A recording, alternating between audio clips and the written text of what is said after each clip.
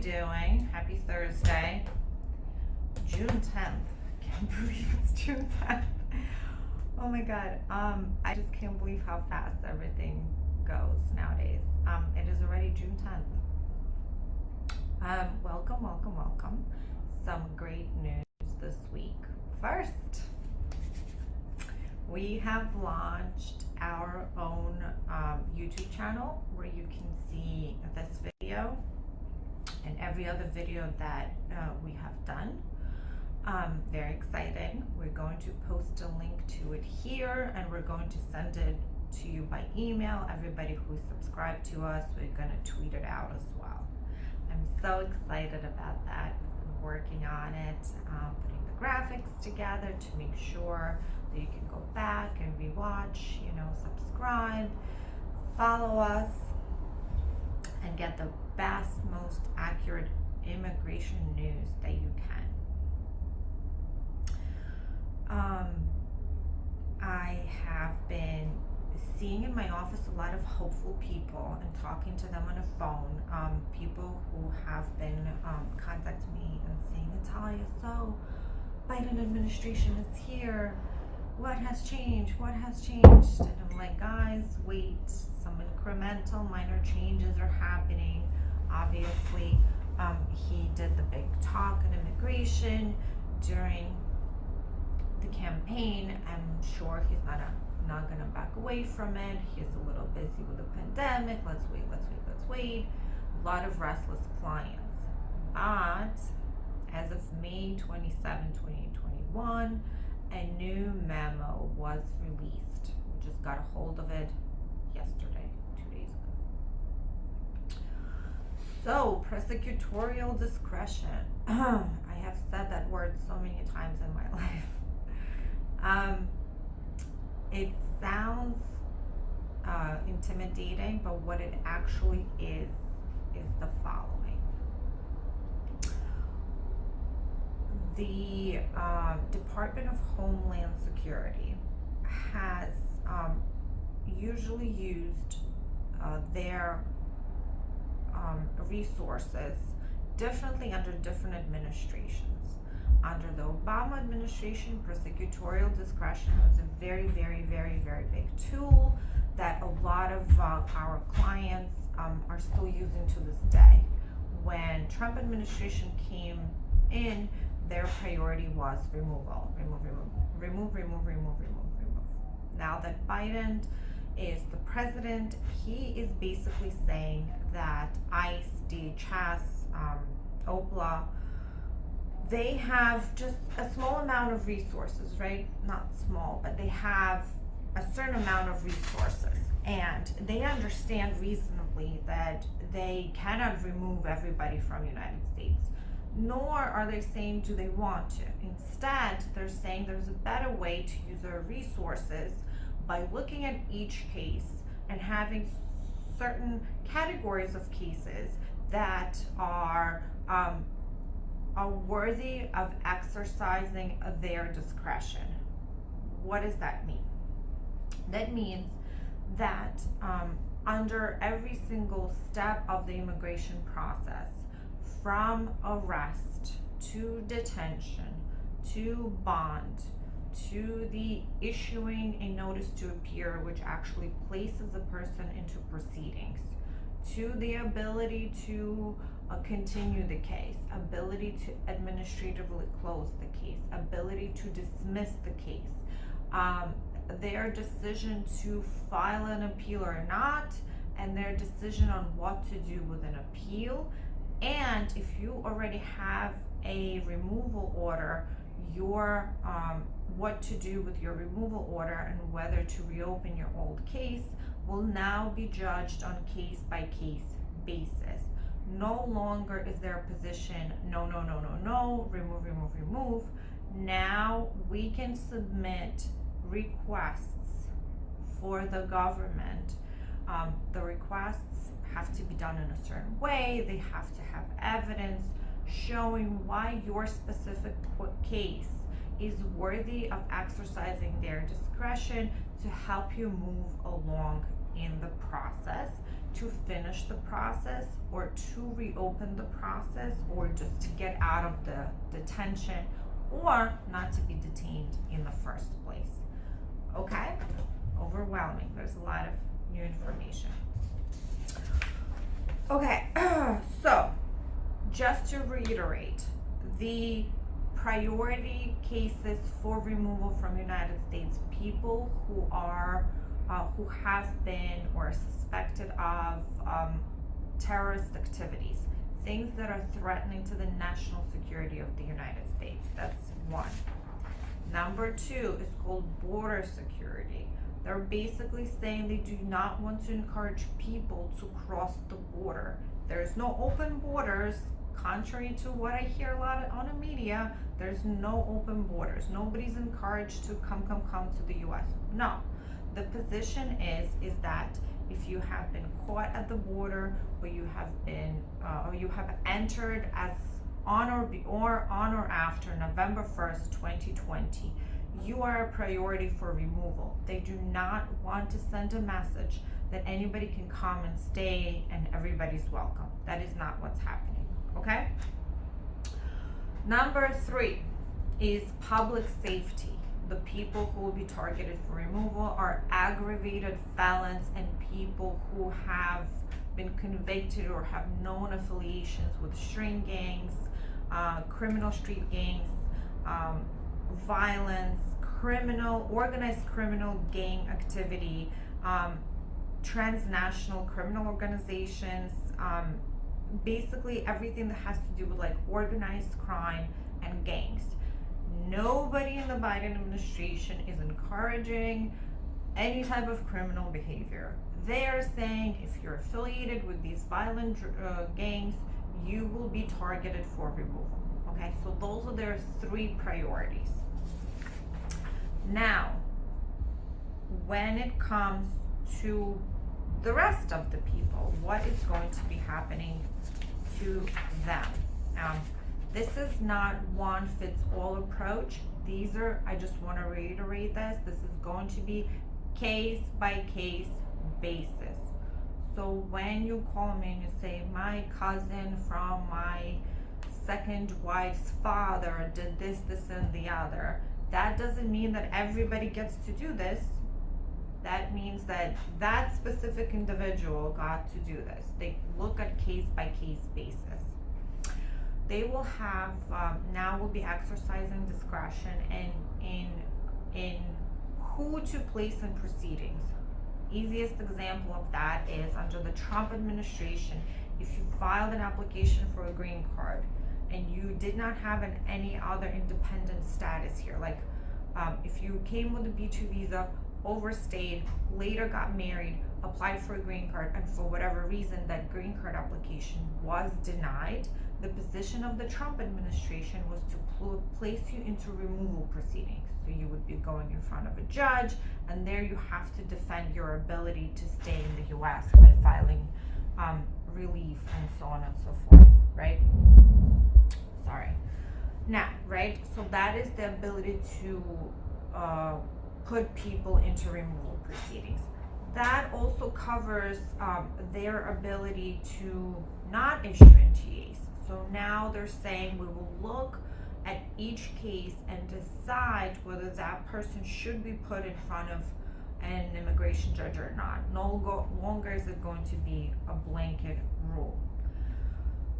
That's very important. There are a lot of clients of ours who, we're going to be able to work with this information and see where it takes us. It opens up more opportunities. When it comes to people who already are in front of an immigration judge, by whatever means they got there, let's say they have asylum, or 751 was denied, which is a removal, or 485 was denied, whatever the case may be, they will now entertain requests to administratively close the case, freeze it on time.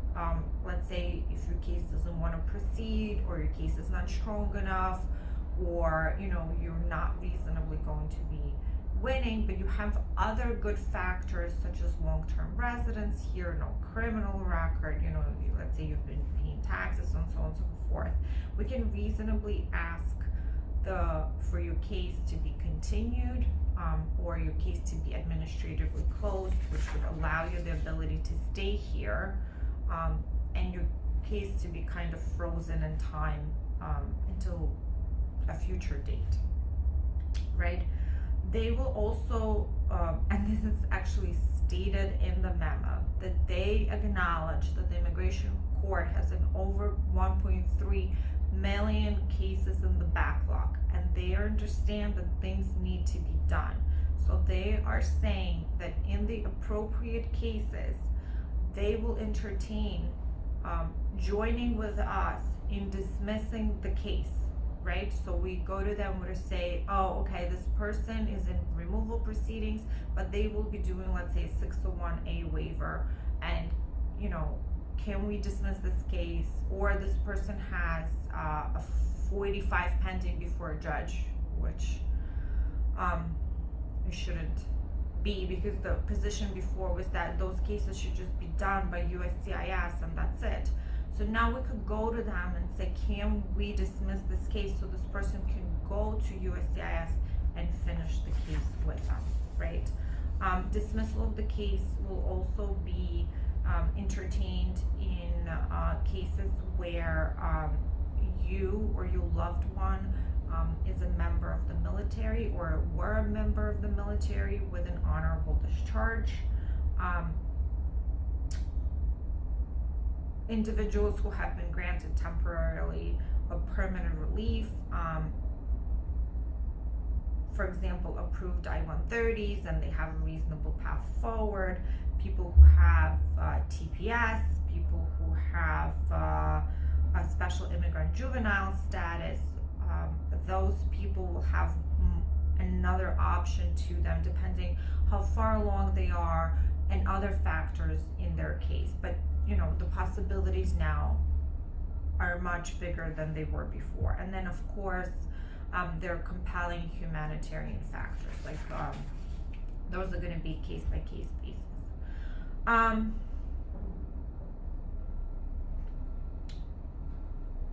Now, so oh, and one more category: if you have had a green card and ended up in proceedings, they would take a look at your case.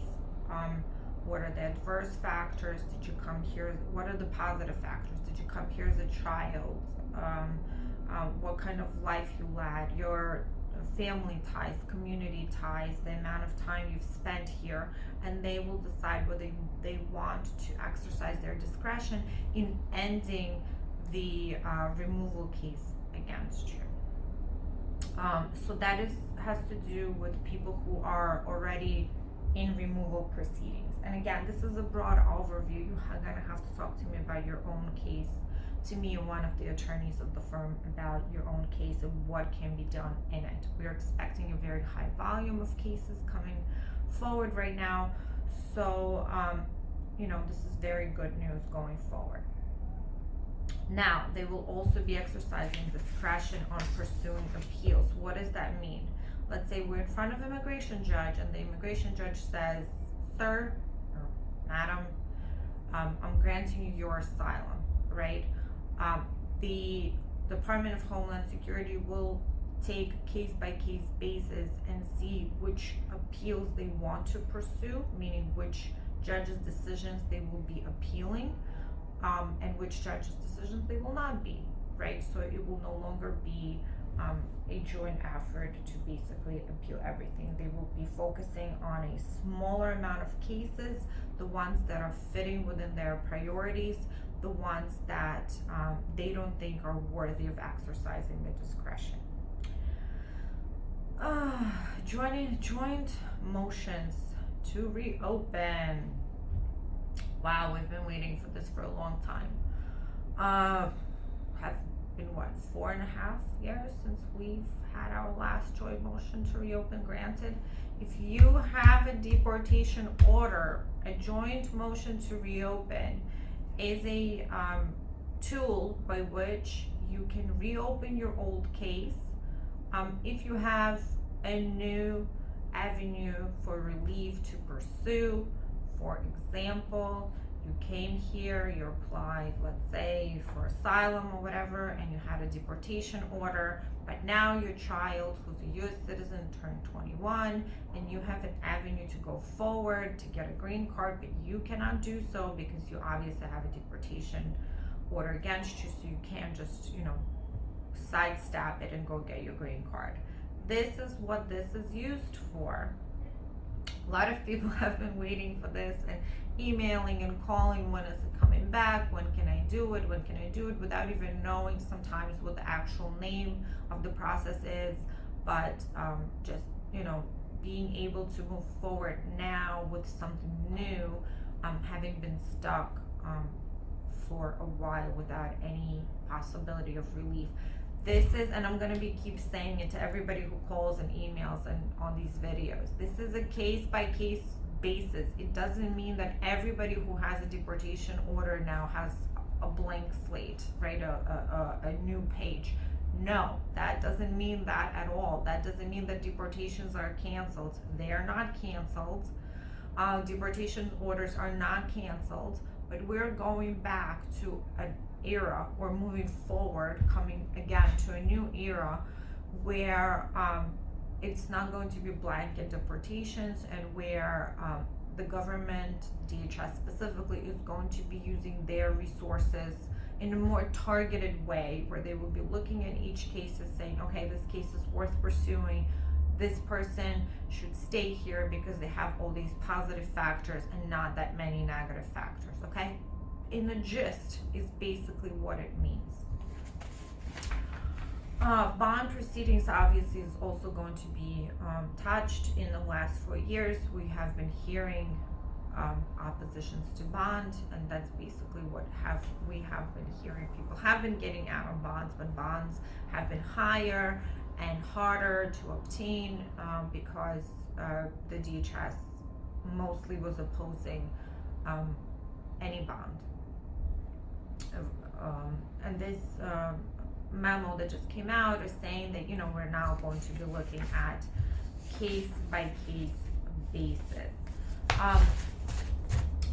There's a certain, obviously, procedure how these cases need to be submitted in order to understand what kind of documents we need from you, what kind of evidence we need from you, how to proceed in your case. And even if this is even something that you can reasonably take advantage of, I would have to talk to you, go over your story, go over your life, things that have happened, and tell you if this is reasonably something that you should be pursuing or should not be pursuing, okay? But this is a big day that we have been waiting for. We are all here very, very excited because we think we're going to be able to help a big amount of people, a large amount of people to either correct the situation in which they've been in, or avoid a bad situation, or be able to faster move in their cases. We're very, very excited here about this announcement. And again, even the memo says that the government is anticipating a huge amount of requests. They will be trying their best to look at it in a timely manner, to avoid any timing issues that later will be much harder to fix, right? We're very, very excited about this. So again, as always, call, email, we're everywhere. We're now even on YouTube, yay. We are working hard for you. We now have 4 attorneys working on your cases in different capacities. We speak several languages. We will listen and hear you and your story, and we'll tell you honestly if there's something we could do for you. And if we can't, we will also tell you honestly that is not something that we could do, okay? Give us a call, email, text message, whatever your preferred means of communication. WhatsApp us. Whatever your preferred means of communications are. I'm post on Facebook and all social medias are linked to YouTube, where you can listen to this video and everything else that we've talked about in the last 3 months. I can't wait to see you guys back here next Thursday. Maybe we'll have some more exciting news that I will be able to share with you. Meanwhile, just always look out for any postings from us on anything new that comes out throughout the week. It was so nice to see everybody, and I hope to see everybody next week on Thursday. Enjoy your weekend. Enjoy this beautiful summer weather where our beautiful New York is waking up. Restaurants are open. People are out. People are smiling. People are happy, and we are happy to see that. Bye.